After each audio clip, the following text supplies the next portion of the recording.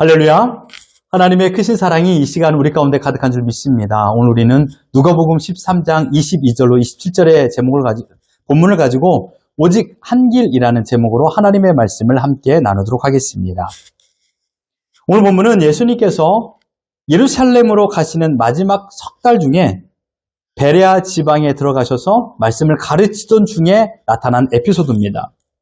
그때 아마 어떤 제자 한 사람이 예수님이 그동안 지내오시던 것을 곰곰이 묵상하다가 이런 얘기를 했던 것 같습니다. 예수님을 따랐던 사람들이 참으로 많이 있었는데 예수님께서 많은 이적을 베풀어 주셨고 많은 말씀을 주셔서 그를 칭송하고 따랐던 사람들이 많이 있었는데 정작 지금 뒤를 바라보니, 옆을 바라보니 예수님을 따르는 사람이 그리 많지 않았던 것입니다. 그래서 의문이 생겼습니다. 그리고 이렇게 질문합니다. 23절 같이 한번 읽어봅니다. 시작! 어떤 사람이 여짜오되 주여 구원을 받는 자가 적으니까 그들에게 이르시되. 이 질문의 의미는 이렇습니다. 예수님의 제자로 지금까지 따라오다가 예수님과 멀어진 사람은 어떻게 되는 것입니까? 라는 것이에요. 시쳇말로 표현하면 예수님을 믿다가 예수님을 떠나버린 신자들이 있으면 그 사람들은 대체 어떻게 되는 것입니까? 라는 질문인 것이죠. 아무래도 이 제자가 보기에 구원을 받을 만한 사람이 적어 보였기 때문에 이러한 질문을 했던 것 같습니다. 정말로 이 제자의 질문처럼 예수님을 따르는 사람들이 많이 있었지만 예수님을 떠났던 사람이 많다라고 성경에서 기록되어 있습니다. 두 가지로 이 예화가 나와 있는데 첫 번째는 바로 제3년 6월절 이후에 예수님께서 가르치시던 내용 가운데 제자들도 듣기에 참으로 어려운 내용이 있었습니다. 그것은 바로 요한복음 6장에 나는 생명의 떡이다. 예수님의 가르침이죠. 나는 생명의 떡이다 라는 가르침을 주었을 적에 일어났던 사건입니다. 예수님께서는 5,000명을 먹이신 이후 바다 위로 걸어오셔서 예수님 자신이 누구인가를 제자들에게 가르쳐 주셨고요. 그 이후에 이 생명의 떡에 대한 교훈을 가르치셨습니다. 내가 생명의 떡이다. 내가 참된 양식이다. 내 피는 참된 음료다. 그러나 예수님의 이 살과 피에 대한 심오한 가르침은 많은 사람들이 듣기에 참으로 어려웠습니다. 그래서 이렇게 반응을 보입니다. 요한복음 6장 41절, 42절 같이 한번 읽어봅니다. 시작! 자기가 하늘에서 내려온 떡이라 하심으로 유대인들이 예수에 대하여 수군거려 이르되 이는 요셉의 아들 예수가 아니냐?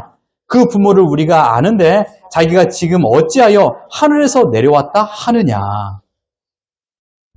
그들은 예수님의 이 말씀을 듣고 예수님께 대하여 반발했습니다. 반항했습니다. 자기가 어떻게 하늘에서 내려온 떡이라고 말할 수 있느냐? 내가 너의 엄마와 너의 아빠, 너의 식구를 알고 있는데 어떻게 그런 말을 할 수 있느냐? 라고 말했습니다. 여러분, 예수님이 거짓말했거나 우스갯소리 했을까요? 그렇지 않습니다. 예수님께서는 예수님 자신의 실체를, 이 땅에 오신 목적을 전달했습니다. 예수님의 말씀을 이해하지 못한다고 그들은 예수님을 무시한 겁니다. 우리는 가끔 대화하다 보면 이해되지 않으니까 상대방을 무시하는 경우가 있어요. 이해하지 못하는 말을 하니까 그 사람을 무시해요. 내가 이해력이 떨어질 수도 있는데 나에게 말한 사람을 오히려 무시하는 경우도 있어요. 굉장히 안 좋은 인간의 특성이죠. 지금 나와 있는 이 사람들도 마찬가지입니다. 예수님 말씀을 이해하지 못한다고 예수님을 무시했습니다. 요한복음 6장 51절과 52절도 같이 한번 읽어봅니다. 시작!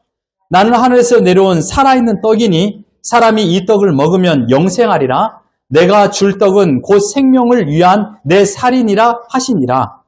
그러므로 유대인들이 서로 다투어 이르되 이 사람이 어찌 능히 자기 살을 우리에게 주어 먹게 하겠느냐. 유대인들이 말합니다. 이 사람이 어찌 자기의 살을 잘라서 나에게 줄 수 있겠느냐. 내가 어떻게 이 사람의 살을 먹겠느냐. 이런 식으로 해석한 것입니다. 내 살과 내 피를 먹고 마신다라는 것은요, 고도의 상징적인 수사학적인 표현입니다. 그들은 반대로 실제적인 예수님과 살과 피로 받아들였습니다. 예수라는 사람의 살과 피를 먹는다라면, 그 먹는 사람만 산다라면 그 몸이 얼마나 크길래, 그럼 먹는 사람이 수십만 명이겠느냐? 이것도 아니라는 것이에요. 요한복음 60장 60절 같이 한번 읽어봅니다. 시작. 제자 중 여럿이 듣고 말하되 이 말씀은 어렵도다. 누가 들을 수 있느냐 한데. 이번에는 유대 사람은 말할 것도 없고 심지어 예수님을 추종하고 예수님을 따랐던 제자들도 이런 생각을 가지고 말했습니다. 최종 66절 같이 한번 읽어봅니다. 시작. 그때부터 그의 제자 중에서 많은 사람이 떠나가고 다시 그와 함께 다니지 아니하더라. 결국 제자 중 많은 자들이 예수님을 떠나게 되었다라고 성경에서 말씀하고 있습니다. 두 번째 예수님을 떠난 사건을 보면요. 지금 이 제자가 구원받은 자의 수에 대하여 질문했지만 이 질문의 3개월 후면, 그러니 앞으로 되어질 일을 그가 적은 것입니다. 앞으로 되어질 일, 그것을 예수님께서 미리 말씀한 것입니다. 예수님께서 십자가에 달리시게 됩니다. 십자가에 달리시기 전날 목요일에 일어났던 일입니다. 마태복음 26장 31절 같이 한번 읽어봅니다. 시작. 그때 예수께서 제자들에게 이르시되 오늘 밤에 너희가 다 나를 버리리라. 오늘 밤에 내가 잡혀가면 너희들은 다 나를 떠나 흩어질 것이다 라고 말씀하신 겁니다. 그 후에 보면 결국 제자들이 예수님을 다 떠나버립니다. 그런 거로 지금 이 질문자는 예수님을 끝까지 목숨을 걸고 따라가는 자의 수가 아주 적다라는 것을 느꼈습니다. 아니, 알았습니다. 또한 이 질문자는요, 예수님의 제자가 된다는 것이 쉬운 일이 아니구나라는 것을 알았습니다. 참으로 깨어있는 제자인 것이죠. 그 질문자는 마태복음 10장 38절과 누가복음 14장에 있는 말씀을 기억했을 것입니다. 마태복음 10장 38절 같이 한번 읽어봅니다. 시작. 또 자기 십자가를 지고 나를 따르지 않는 자도 내게 합당하지 아니하도다. 자기를 부인하고 제 십자가를 지고 나를 따르라. 그렇지 아니하면 내 제자가 될 수 없다라는 예수님의 가르침의 말씀을 기억하고 있었습니다. 여러분, 이 말씀은 예수님께서 살아생전에 무려 3번이나 이 말씀을, 똑같은 말씀을 다른 장소에서 하셨습니다.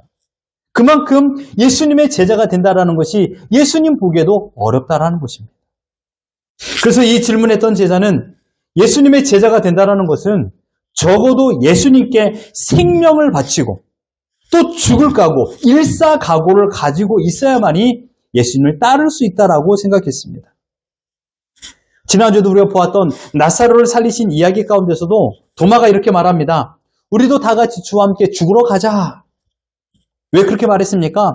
유대인들이 예수님을 돌로 치어 죽이려고 했는데 예수님께서 그 동네로 다시 돌아가자라고 말하니 그래, 우리도 모두 다 죽으러 가자라고 도마가 말했던 것입니다. 그래서 이 제자는 주여 구원 얻는 자가 적으니까 라고 묻게 된 것입니다. 이에 대하여 예수님께서 이런 대답을 하십니다. 24절 우리 같이 한번 읽어봅니다. 시작. 좁은 문으로 들어가기를 힘쓰라. 내가 너에게 이르노니 들어가기를 구하여도 못하는 자가 많으리라. 내가 너희에게 일러준다.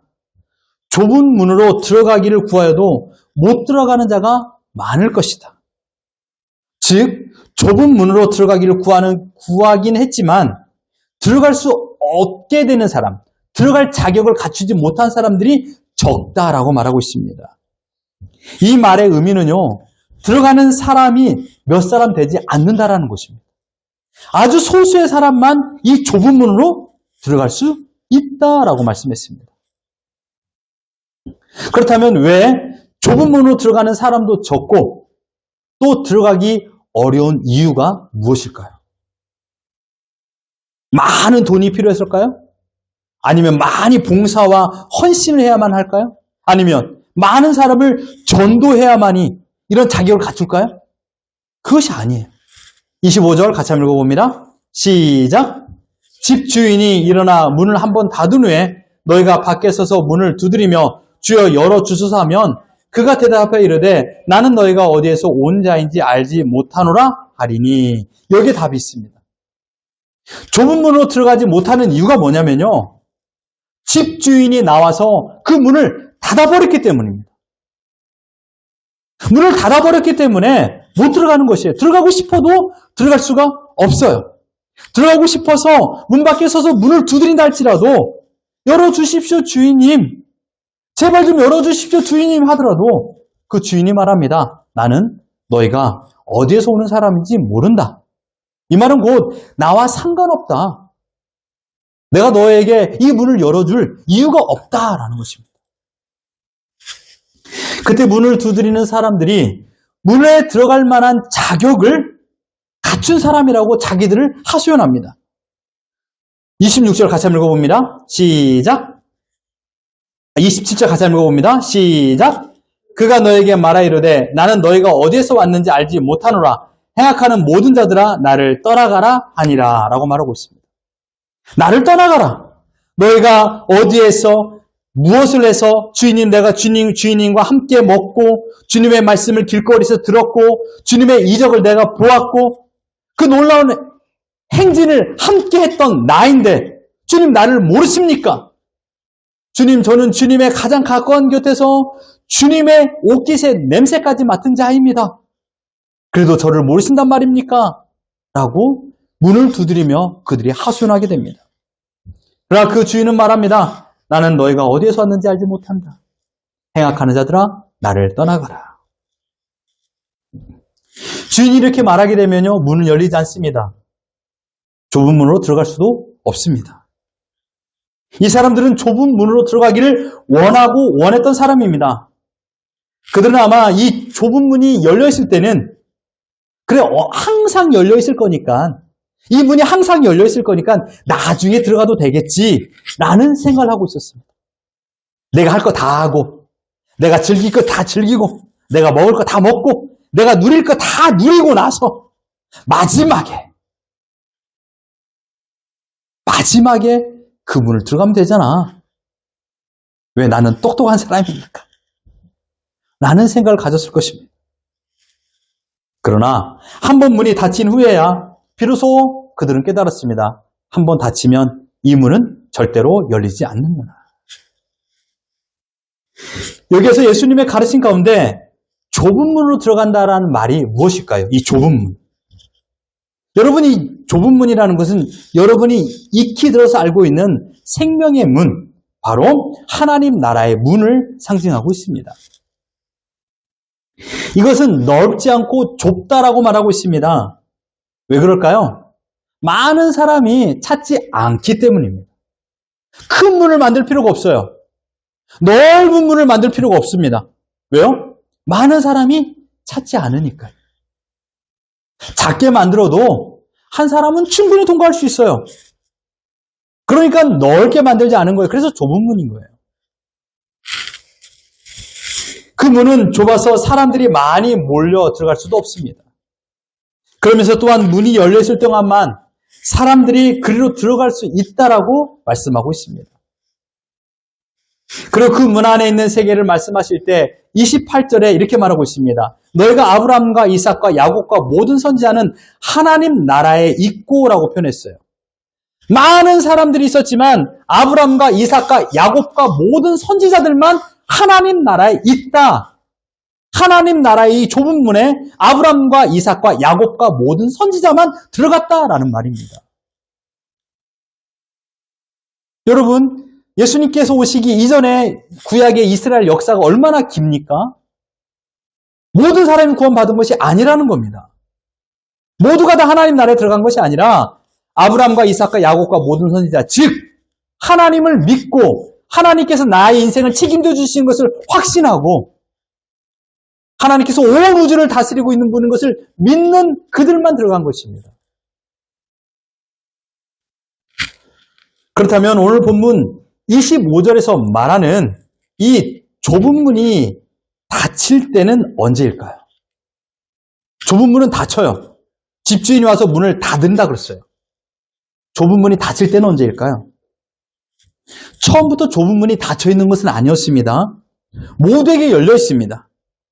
그런데 그 좁은 문이 닫힐 때가 언제일까요? 그때는 다름 아닌 이 세상에서 살아가는 마지막 날을 마주할 때, 즉 죽음을 말하고 있습니다. 내 생애의 마지막 날이 이 좁은 문이 닫히는 그날입니다.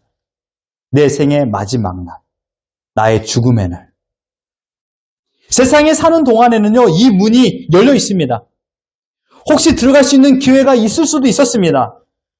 여러 가지 방법으로 예수님을 믿을 수 있는 기회가 공급되었지만 세상을 사랑하여 자기의 즐거움을 귀한 것으로 여기며 수많은 우상 숭배를 택하여 돈을 사랑하고 세상을 사랑하고 넓은 길로만 가려는 사람들이 많이 있을 때 끝내 그들이 생을 마감하면 결단코 좁은 문은 다시 열리지 않습니다.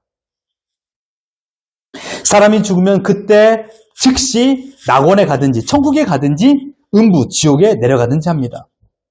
그런 후에는 어떠한 노력을 한다 할지라도 지옥에 있는 사람이 천국으로 다시 갈 수가 없습니다. 사람이 죽으면 그 영혼이 하나님 앞에 가서 호소하며 살아있을 때 내가 얼마나 하나님을 잘 믿었고 착하게 살았는지 봉사도 많이 했는지 법 없이도 살 수 없는 사람이 내가 아닙니까? 라고 하나님께 말한다 할지라도 주인 되신 하나님께서는 나는 너를 모른다 라고 대답하십니다. 사람은 세상에 살다가 자기 생애의 끝에 가서는 언제나 두 가지의 길을 마주하게 됩니다. 천국에 가든지 그렇지 않으면 음부, 곧 지옥에 가든지 이 두 가지 길 중에 하나입니다. 그것은 세상에서 영혼을 부르시자마자 즉시 시행됩니다. 그러므로 지금 살아있는 이 시간이 오늘의 마지막 기회일 수가 있습니다. 왜 그럴까요? 우리가 언제 생을 마감할지 아무도 모르기 때문입니다. 지난주에 제 딸 수지 학교의 친구의 친구가 생을 마감했대요. 이어 세븐인데. 예. 그 아이가 그 짧은 생을 살고 마감하게 돼. 그걸 우리가 어떻게 알았겠냐고. 어떻게 알 수 있겠냐고요. 인생의 생명이 영원히 길 것처럼 느껴지지만 그렇지 않다라는 거예요. 언제 죽어도 인간은 죽게 되어 있습니다. 그것이 오늘일지 내일일지 그것만 모르는 것뿐입니다. 그러니 지금 살아있는 이 시간이 나의 마지막 기회라고 생각하셔야 됩니다. 아직 좁은 문이 열려있는 동안에 예수님을 나의 구주로 믿고 영접하며 살아야 됩니다. 오늘이 마지막 기회입니다. 옆 사람 인사합시다. 오늘이 당신을 사랑할 마지막 시간입니다. 시작. 사랑할 마지막 시간입니다. 얼마나 뜨겁게 사랑해야 되겠냐고요. 네? 오늘이 마지막이에요. 허투루 살겠냐고. 오늘이 마지막이라고 누가 나에게 이렇게 딱 써줬어요. 최선을 다해 살지 않겠습니까? 오늘 내 아내를 보는 마지막 날에 그냥 지금까지 못했던 거 다 해주고 마지막을 마무리해야죠. 네? 마찬가지예요. 오늘이 나의 삶의 마지막이라면 어떻게 하나님 믿겠냐고요. 최선을 다하여 온 마음을 다하여 주님을 사랑하며 생을 마감해야 되지 않겠습니까? 그렇다면 오늘 살고 있는 신자들은 어떤 삶을 살아야 될까요? 오늘이 마지막이라는 그런 매일마다 종말론적인 신앙관을 가지고 살아간다면 그 사람은 어떤 삶을 살아야만 할까요? 좁은 문으로 들어가라는 주님의 가르침을 보면 하나님께서 그 영혼을 이 땅에서 불러가시기 전에 가야 할 길이 딱 하나입니다. 좁은 길입니다. 넓은 길이 아니에요. 좁은 문으로 들어가는 좁은 길입니다. 좁은 문으로 들어갔다라면 내가 지금 좁은 문에 그 교통에 서 있다라면 우리는 지금 하나님 나라의 백성으로 이 자리에 있는 것이에요. 땅 위에서는 그러므로 하나님의 백성답게 사는 것, 이것이 좁은 문에서 삶을 사는 것입니다. 하나님의 백성으로 사는 것은요, 여러분들이 잘 알고 있습니다. 어려운 게 아닙니다. 성경이 항상 가르쳐주고 있습니다. 우리는 하나님이 원인이 되는 기쁨을 얻으며 살아가는 자들입니다. 세상살이의 기쁨을 얻어내어 살아가는 자들이 아니에요. 하나님으로 말미암아 기뻐하는 자들. 신자는 세상에서 하나님의 자녀로 살아갈 때 선한 영향력을 끼칠 수 있습니다. 이것은 우리가 하나님의 자녀로 좁은 길의 삶을 살아갈 때 비롯된 열매입니다. 하지만 세상 사람들은 우리의 이러한 삶을 보면서 우리에게 손가락질하는 경우도 있습니다. 우리를 존경한다라든지 칭찬하지 않습니다. 반대죠. 요한복음 15장 19절 같이 한번 읽어봅니다. 시작! 너희가 세상에 속하였으면 세상이 자의 것을 사랑할 것이나 너희는 세상에 속한 자가 아니요 도리어 내가 너희를 세상에서 택하였기 때문에 세상이 너를 미워하느니라. 세상에서는 핍박도 받고 곤란도 당하고 어려움도 경험하게 됩니다. 그런데 여러분 어떻습니까? 사도 바울의 모습을 한번 생각해 보십시오. 그의 인생에 칭찬이 있었습니까? 그가 인생을 살아가는 데 있어서 존경을 받는 삶을 살았나요? 하나님으로 말미암아 기쁨을 누린 인생이었지 세상 사람에게 즐거움을 받고 기쁨을 얻어낸 사람이 아니었습니다. 그런 빌립보서 1장 27절에 이렇게 말합니다. 같이 한번 읽어보죠. 시작! 오직 너희는 그리스도의 복음에 합당하게 생활하라. 하나님, 여기서 생활하라라는 말이 하나님의 나라의 시민답게 살아라 라는 뜻입니다. 하나님 나라의 시민답게 살아라. 이 세상에서는 세상이 용납하지 않고 흑암의 세력이 적극적으로 반대한다 할지라도 대적하는 까닭에 우리의 순간순간이 시험과 유혹을 당하기도 하고 우리를 넘어뜨리는 그런 온갖 공격을 당하기도 한다 할지라도 끝까지 하나님의 백성답게 삶을 살아라 라고 말하고 있습니다. 근데 여러분 생각해 보십시오. 정말 여러분들이 복음에 합당한 생활을 하고 있습니까? 신앙생활을 포기하고 싶을 정도로 고난과 핍박을 받고 있나요? 아, 나 정말 신앙생활 도저히 못하겠다. 나 신앙생활 이제는 더 이상 못하겠어. 하나님 믿는 거 이제 포기하고 싶어.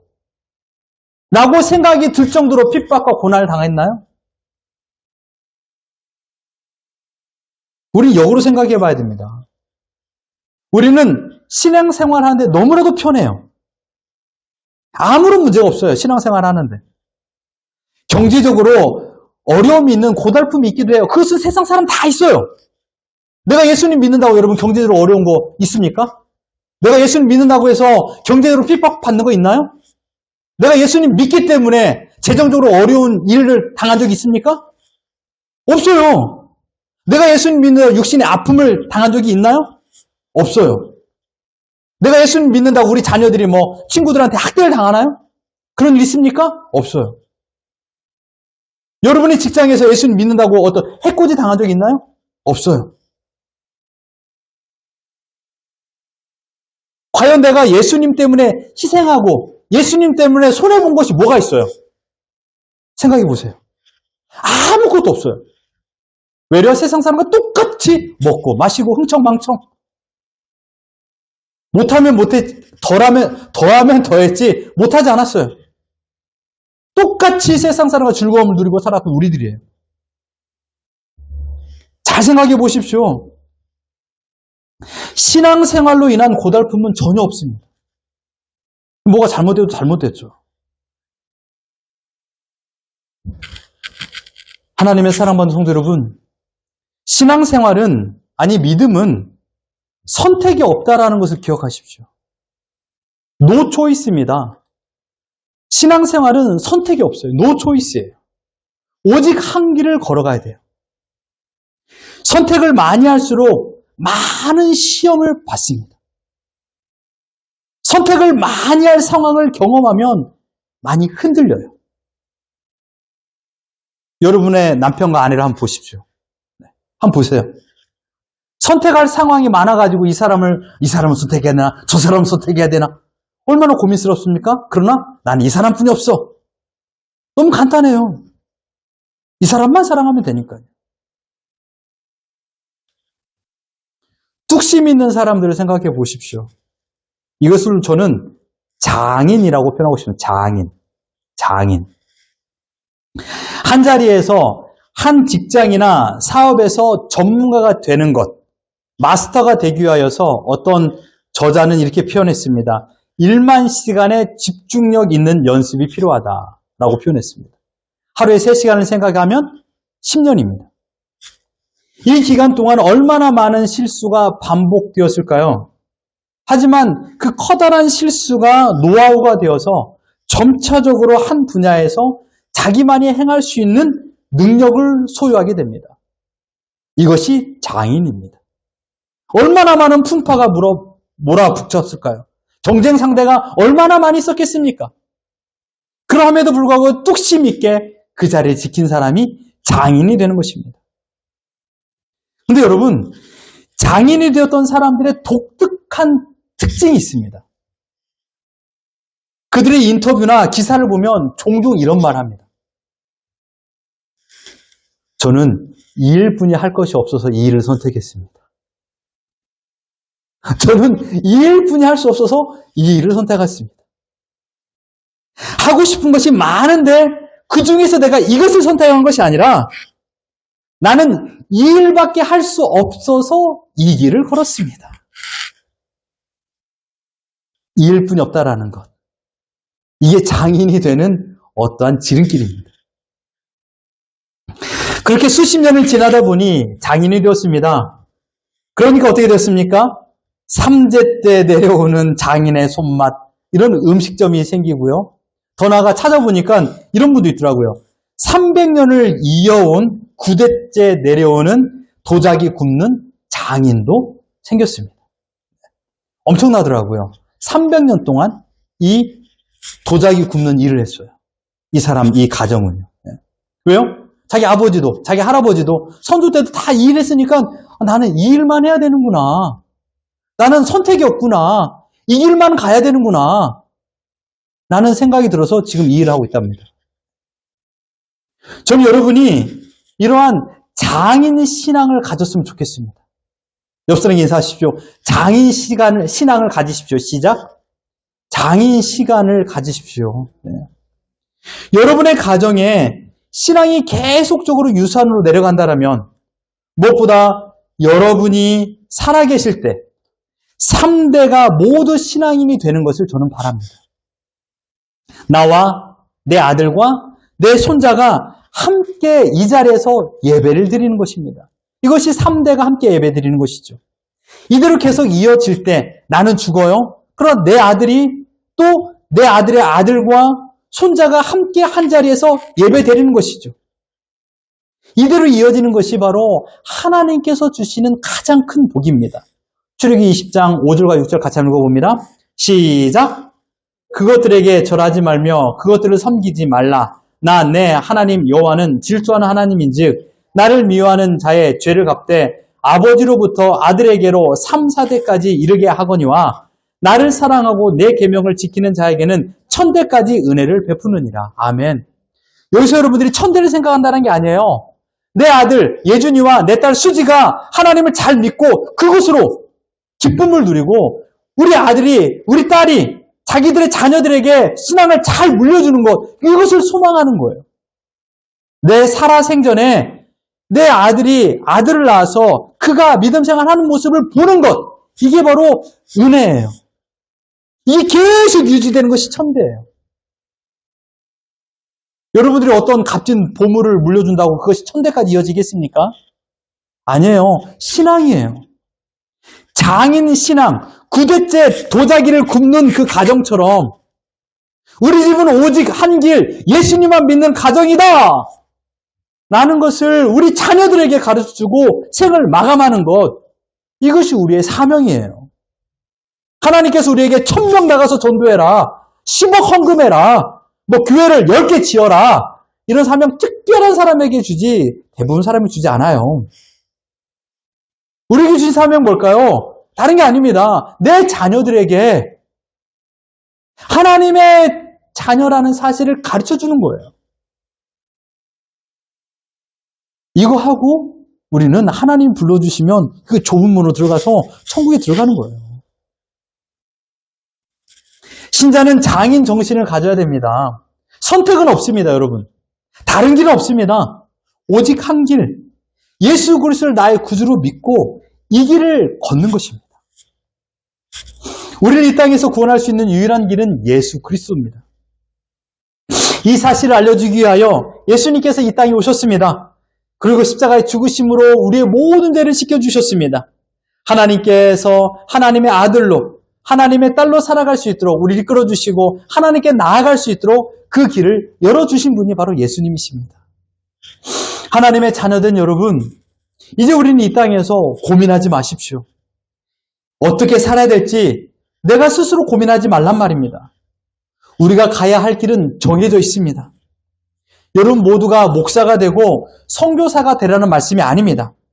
여러분의 자리에서, 여러분의 일터에서, 여러분의 사업체에서 하나님의 자녀라는 신분에 맞게 사십시오.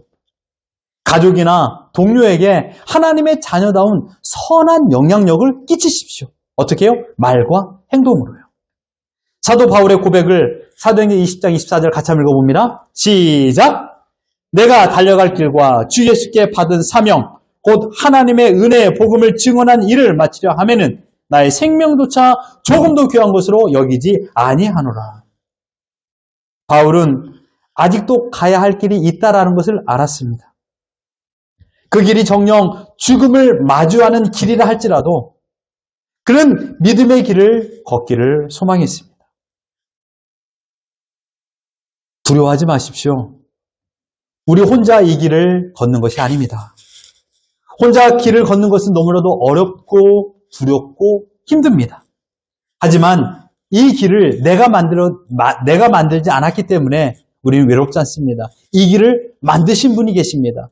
그리고 이 길에서 나와 함께 하신다라는 분이 계십니다. 마태복음 28장 20절 같이 한번 읽어봅니다. 시작! 내가 너에게 분부한 모든 것을 가르쳐 지키게 하라. 볼지어다 내가 세상 끝날까지 너희와 항상 함께 있으리라 하시니라. 아멘.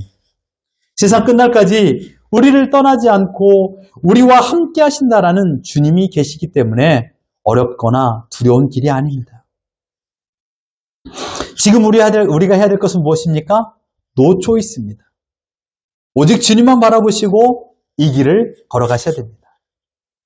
세상의 유혹에 내 마음을 빼앗길 시간이 없어요. 여러분에게 시간이 많은 것처럼 느껴지십니까? 시간이 많이 없어요. 벌써 2024년 9월 15일입니다. 2024년 한 해가 벌써 9월달이 흘렀다는 말이에요. 시간이 얼마나 빨리 갑니까? 그러니 두리번거릴 시간도 없어요. 이거 할까? 저거 할까? 내가 뭐 해야 우리 집 먹여 살릴까? 내가 어떤 사업을 해야 될까? 어디에 투자해야 될까? 어떤 옷을 사 입어야 될까? 무엇을 먹어야 될까? 아내가 해준 것만 먹으십시오. 그러면 돼요. 남편이 가져다 주는 돈에만 만족하십시오. 그러면 돼요. 엄마 아빠가 가르친 대로만 따라 살면 우리 자녀들 성공하게 돼요. 근데 맨날 두리번거려요. 에이 나 하기 싫어 엄마 아빠 막. 왜 아이들한테 그렇게 말하면서 여러분들은 부모님들은 두리번거리냐고요. 두리번거릴 시간이 없어요. 선택을 할 만한 여유도 없어요. 선택을 할 만한 여유가 있는 사람은요, 능력 있는 사람이 선택하는 겁니다. 지금 그들의 모습으로 하나님께 허락하신 믿음에 감사하시고, 하나님께 허락하신 환경에 감사하시고, 하나님께 허락하신 재정에 감사하시고, 오늘을 살아가는 겁니다. 선택은 둘 중에 하나를 선택한다는 말이지만, 우리의 선택은 고민이 필요 없습니다. 왜요? 우리의 선택은 이미 정해져 있기 때문입니다. 오직 한 길입니다. 주님을 따라 생명의 길을 걸을 때 비로소 진정한 하나님 나라의 자유와 평안을 누릴 줄 믿습니다. 방황하지 마십시오. 끝까지 이 길을 따라 기쁨 가운데 살아가는 우리 모두가 되기를 예수 그리스도 이름으로 축원합니다.